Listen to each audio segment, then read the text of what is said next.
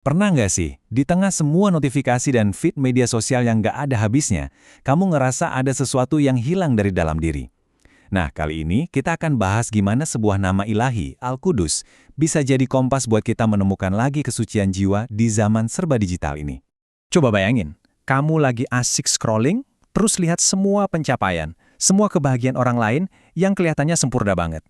Tiba-tiba munculkan perasaan kecil itu, bisikan yang bilang, kok hidup gue gini-gini aja ya? Nah, pernah ngerasain itu? Apa mungkin ini suara notifikasi yang nggak berhenti-berhenti, seolah-olah semuanya minta perhatian kita sekarang juga? Itu bikin kamu cemas nggak sih? Kayak dikejar-kejar terus dan nggak bisa bener-bener istirahat? Dan pada akhirnya, setelah seharian penuh terkoneksi, kamu cuma merasa capek. Bukan capek fisik ya, tapi capek jiwa. Kayak energi kamu tuh kesedot sama layar di depan mata. Kalau ini kedengaran familiar, tenang aja. Kamu nggak sendirian kok. Semua perasaan tadi akhirnya membawa kita ke sebuah pertanyaan yang lebih dalam. Di balik semua kemudahan yang ditawarkan, jangan-jangan kemajuan teknologi ini secara nggak sadar lagi mengikis sesuatu yang paling dasar dari diri kita, karakter dan kemanusiaan kita. Oke, mari kita coba bedah masalah ini bareng-bareng.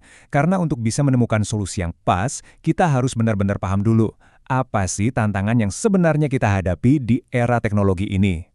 Disinilah kita ketemu sama istilah kunci, dehumanisasi.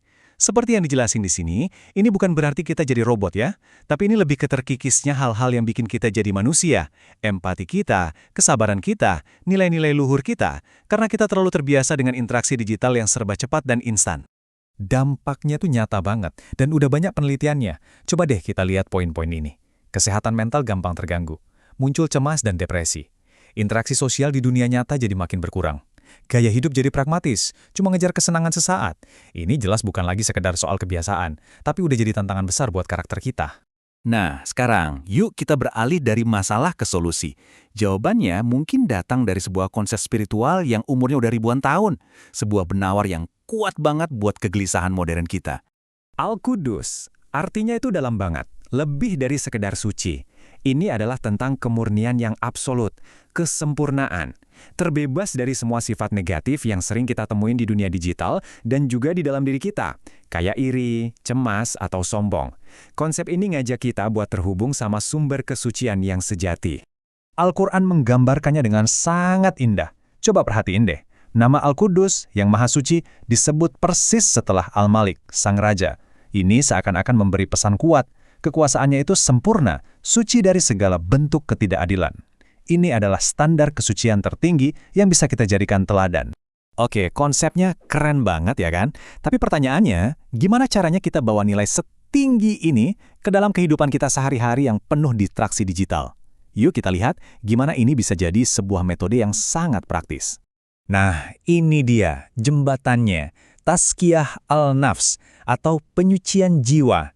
Ini adalah sebuah proses aktif yang terinspirasi dari sifat Al-Qudus. Tujuannya adalah untuk bersih-bersih jiwa kita, sama seperti Allah yang Maha Suci dari segala kekurangan. Prosesnya dibagi jadi dua tahap yang logis banget.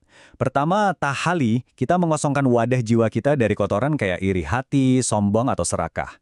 Kalau wadahnya sudah bersih, baru kita masuk ke tahap kedua, tahali, kita mengisi wadah yang bersih itu dengan sifat-sifat mulia. Logis kan? Kita nggak bisa menuang air jernih ke dalam cangkir yang masih kotor. Dan ini dia bentuk praktisnya di dunia digital kita. Di sisi kiri, itu tahali, perilaku yang perlu kita bersihkan. Contohnya, scrolling tanpa tujuan, yang cuma bikin kita insecure. Nah, di sisi kanan, itu tahalia, sifat yang perlu kita kembangkan sebagai gantinya. Jadi daripada iri, kita latih rasa syukur. Daripada ikut nyebar hoaks, kita latih buat verifikasi dulu. Ini bukan tentang lari dari teknologi, tapi tentang mengubah cara kita berinteraksi dengannya. Tapi gimana caranya biar kita bisa terus-menerus ingat proses ini setiap hari?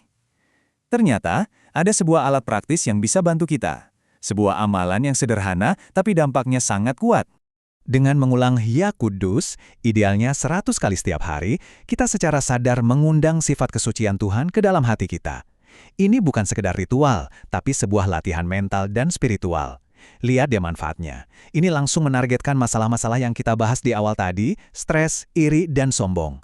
Anggap aja ini sebagai cara untuk meriset jiwa kita setiap hari. Oke, jadi mari kita tarik kesimpulannya. Dengan bekal pemahaman ini, kita bisa belajar untuk berdiri lebih tegak dengan karakter yang kokoh di tengah badai informasi dan teknologi. Pesan terpentingnya adalah ini, musuh kita itu bukan teknologi. Smartphone di tangan kita ini hanyalah alat yang netral. Kuncinya ada pada operatornya, yaitu kita sendiri. Dengan jiwa yang terus-menerus kita bersihkan lewat tazkiyah yang terinspirasi dari Al-Qudus, kita bisa mengarahkan alat ini untuk kebaikan, bukan malah sebaliknya. Pada akhirnya, teknologi itu bekerja seperti cermin yang memantulkan kondisi batin kita. Kalau batin kita dipenuhi rasa cemas dan iri, yaitulah yang akan terpancar dalam aktivitas online kita. Pertanyaannya sekarang adalah, dengan bimbingan nilai kesucian, karakter luhur seperti apa yang ingin kita tunjukkan kepada dunia melalui cermin ini? Terima kasih sudah menyimak pembahasan kali ini. Kalau kamu merasa ini bermanfaat, jangan ragu untuk membagikannya ke teman-temanmu ya. Dan tentunya, jangan lupa untuk subscribe, like, share, dan tinggalkan komentar. Sampai jumpa di pembahasan berikutnya.